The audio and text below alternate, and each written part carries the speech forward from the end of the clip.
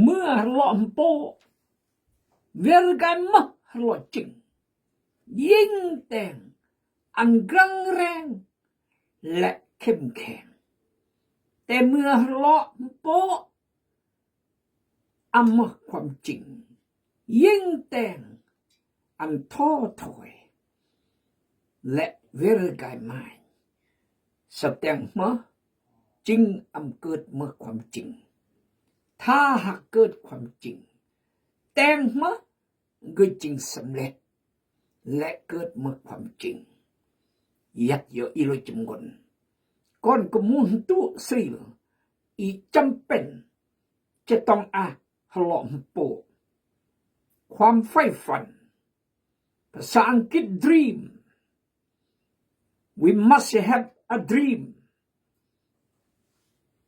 not wrong to have a dream but wrong if you don't have a dream อำพิษที่คนจะหลอกไฟฟันกับชีวิตแต่ผิดถ้าหลอกไฟฟันกับชีวิตไฟฟันจะมาคนเลอะไฟฟันจะมาคนความหูไฟฟันจะมาคนเวียกงานเลอะแตงไฟฟันจะมาคนธนะเบอร์มาไฟฟันอันบางคนที่เปลี่ยนนับหน้าถือตาโยโย่แย่ไปปังกะโยโย่ว่าไปเสลยเขื่อนตึงเขื่อนมันกู้อยู่ตุอยู่มันตรอยป่วยลองให้มันเบื่อเบะป่วยลองเวอันเบื่อละงะอย่าละสอบเปียกกระบุลกว่าอันเบื่อก็ต้องหลอกไฟฟันและหลอกโปนิมิตแผนการเป้าหมายชีวิตในฐานะมนุษย์ตี5ยัง5มู่มัดครบบริบูรณ์มากคนเจ้าสู้ซ้ำจำรอกกับมู่จำกึนเรียบางคนแสดงนางงามจักรวาลได้ลาวก้นห้องกล้าแข่งเบรียงเผามงนิ่มลาดเบื่อนนี่คือต้องกล้าคิดกล้าโซ่กล้าตัดสินใจกล้าแต่งแล้วก็กล้าแล้วก็กล้าเบื่อนแล้วก็กล้าเบื่อแล้วก็กล้าจอยเปลี่ยนกนมือบังจะต้องความคิดแบบนี้พี่น้องอาจจะมาแต่สมพรก็แต่งบ่มือเราเนี่ยแต่งอำลาสองมือเยอะลื่นเยอะแวดรถจักรอันในคนเดโอ้จอยจอยโมโอมีคน15 ล้านและเกออีกตืมและอาจารย์อีกจอยปลุย21 ล้านบ้าก็เลือดเงื่อมเหตุผลมาโอ้มเราสิ่งจอยคือกุ้งก็มากางก็มาแขวงมาโอ้มเราแต่จอยโอ้มเคยคุยคนก็มาที่จอยแวดรถอันเดหดเลอะเงื่อมและปลื้มใจแล้วก็ตื่นเต้นอย่างมุ่งมั่นสุดยอดหลังจากนี้กำราก็ถูกกายกุญฮูบบ้าเลยเฮียมยงขอบใจเกรอัมโบกำราให้กุญก่อนเหตุผลก็คือคนกีรักพระเจ้ารักสาวนุ่มรักก่อนแง่ลวดแขวงกันนี่คือมันก็อยู่เปรียนปากกุมูปากมงโดยเฉพาะกุมูเดตลอดการมากปีก็แต่งวิยกีแต่พอรถจักรและยืมขี่ยืมนายคนอยู่ก็สนับสนุนเกินแต่งวิยกีก็มาขมูลชีวิตก็ได้ขมูลมงก็เปอแต่ก็พละใจคือก็เคยโทรกับเจ้าโอก็เจอเขื่อนเรื่องกีแต่โอ้ผมตอบมาแต่เทื่อกีอุตอบเราจะจอย15 ล้านแต่ผมเราอยู่คือเราอยู่อาจารย์ไม่คนที่เปลี่ยนคือผมพื้นอันก็พื้นเมื่อก็พื้นปั๊บเบิ่นรถปั๊บ และถ่ายรูปอันกุลปับพี่น้องเลยความสุขที่แท้จริงคือการความสุขที่แท้จริงคือการแบ่งปันอันกุลเนี่ยก็กุลเนี่ยก็ขาดเขินอำนาจจมูกซึ่งบ่ซึ่งมาอำนาจจมูกเครื่องวันแต่ผมโกอำนาจจมูกเมียกระบูนอำนาจจมูกวัตถุสิ่งของผู้ทำแต่ว่าแต่อีจอยกุลที่ทุกยากลำบากและน้อยจุดเดและกุลก็นี้รับจื้ออีกตลอดชาติการราชการโซกิเกิดอาจารย์สมอันอุแยงจลางมาส่งกายนักศึกษาเหตุเวียงจันทร์เสมอตับโตเหตุกุงแอนก็ว่างขอบใจที่อีจอยอันก็เป็นเฮียนปีที่สองในมหาวิทยาลัยดงโดก็กายโออันดักแล้วก็กายเดินสตูดิโอคีสโลยพี่น้องโอลันก็ส่งยต่อยกับเราอีเมลเพื่อพิมพ์เรียนและจะอ่านเขียนกายเยก่อนขอบใจอังกฤษมามือสึงเลิกก้อยกายโอ้ก้อยต่างประเทศตลอดเมื่อเรียงส่งพระสองพระโลกอีกทีบางส่งขมูลกับย่อยมาบ่อย8,000 ปลาย8,442 ดอลลาร์ย่อยมาบ่อยเกือบ500 คน460 ปลายคนเลยนำนี่แหละ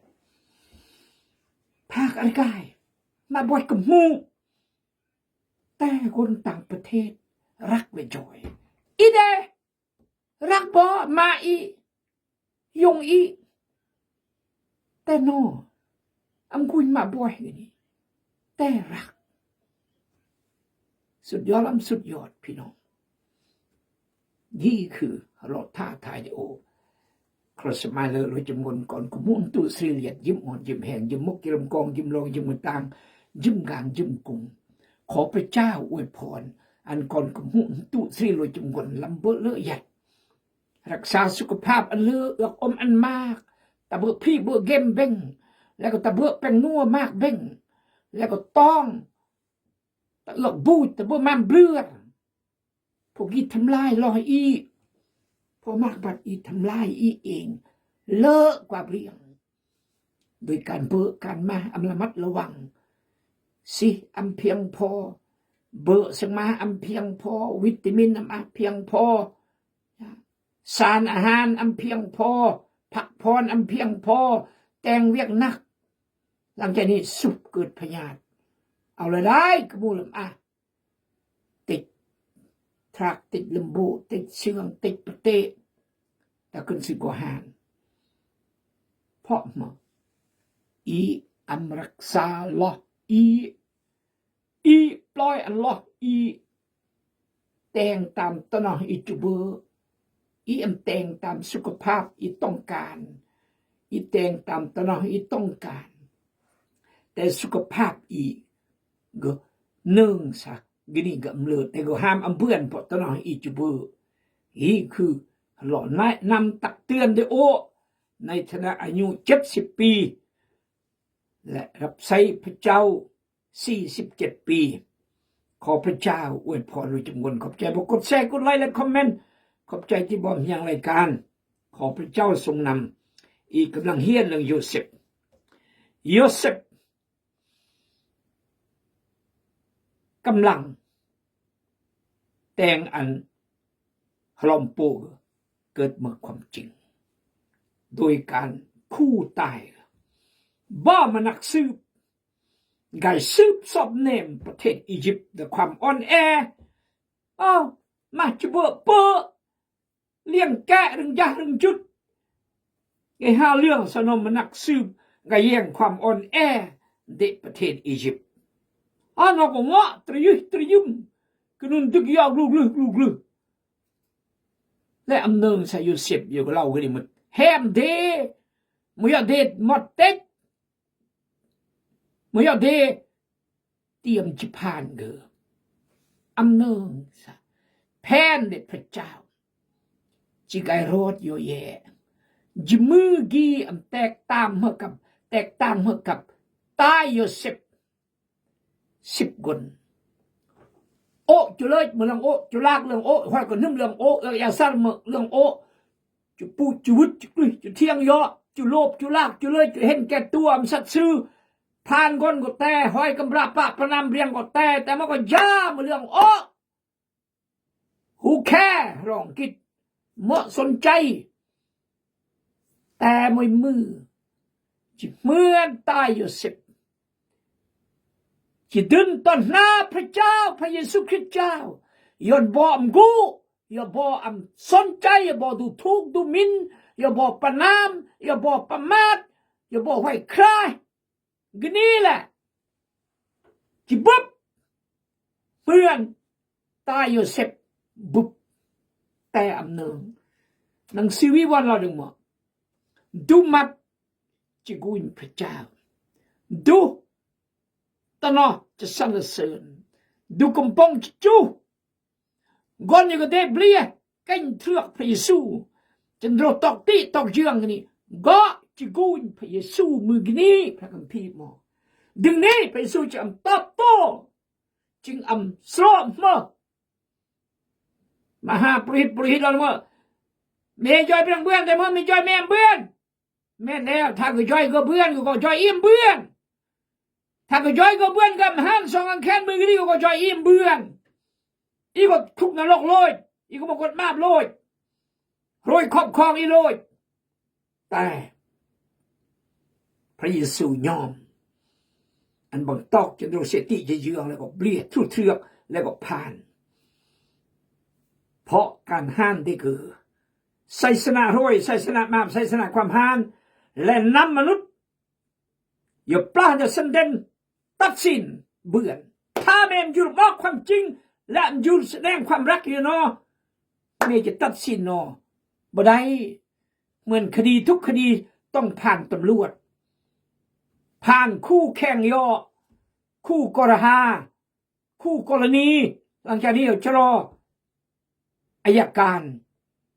หลังจากนี้จะรอศาลตัดสินพระเยซูอยู่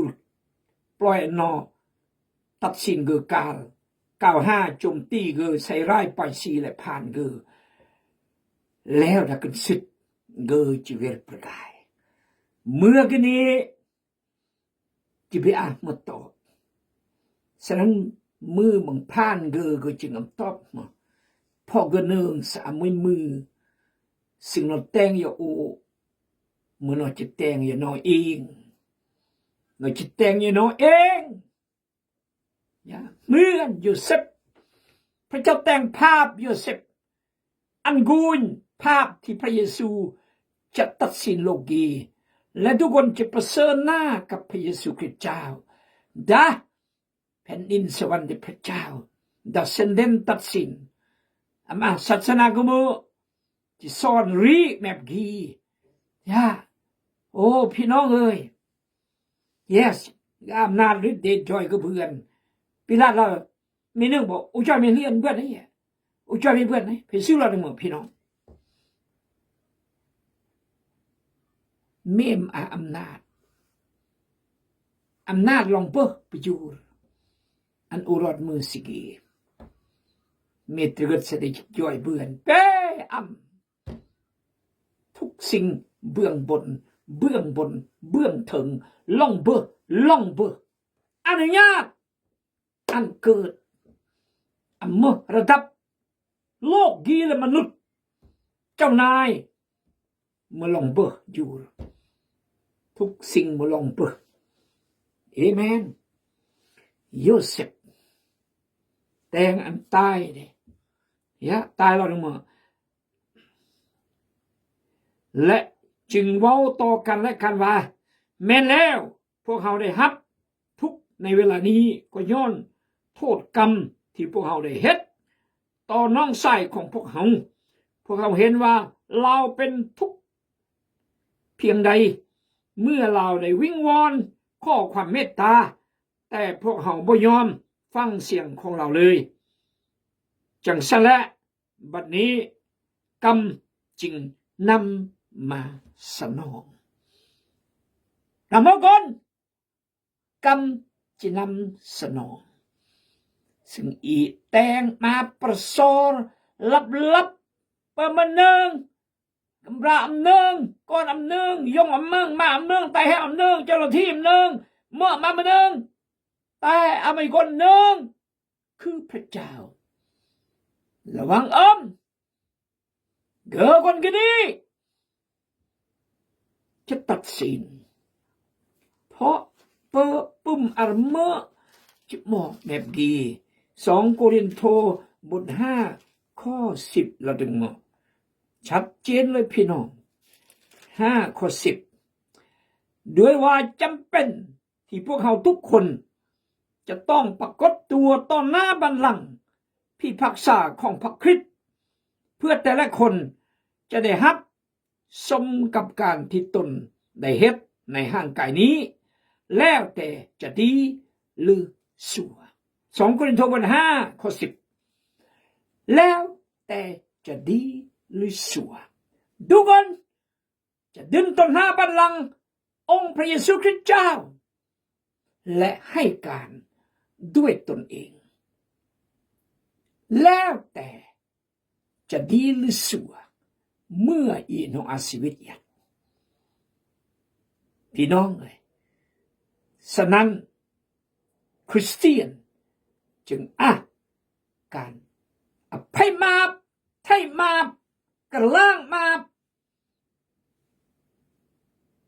ถ้าอีกไอ้บุพพระเยซูเสื้อพระเยซูดื่มพระเยซูเกิดจะอภัยมาปและไถ่มาปและกระล้างมาปและจันอิสนะโรยมานสนะมาปสนะความหานและบิดถูกตัดสิน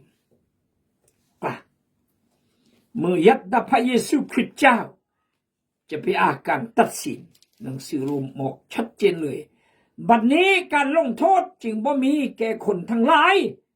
ที่อยู่ในพระเยซูคริสต์เจ้าบัดนี้การลงโทษจึงบ่มีแก่คนทั้งหลายที่อยู่ในพระเยซูคริสต์เจ้าโรมบท 8 ข้อ 1โรมบท 8 ข้อ 1ก็นี้มีการตัดสินลงโทษดูคนที่ยัดดักพระเยซูคริสต์โอ้ฮาเลลูยาตาโยเซฟประเสริฐหน้ากับแฮมเดที่นึกฟันสักฮลอมโปเดแฮมเดกันนี่พื้นเดกันนี่จิโมจิงบ้าที่โถเมื่อเกิดตรึกเนี่ยต่อยรู้เป็นว่าคอยบอกพวกเจ้าแล้วว่าอย่าตีเราแต่พวกเจ้าบ่ยอมฟังค่อยเลยเห็นบ่บัดนี้บาปเว้นทันซะแล้วบาปเว้นทันซะแล้วคอนเซ็ปต์กี่แนวคิดกี่เงินเยอะไงเราสามารถไรอีทันเหมือนโมเสสเราอยู่เผ่ากาดเผ่ารูบินเผ่ามนาเสระวังมาบเดโบจะไรบอกกึดเตือน Behold your sin will find you out ระวังมาบเดโบ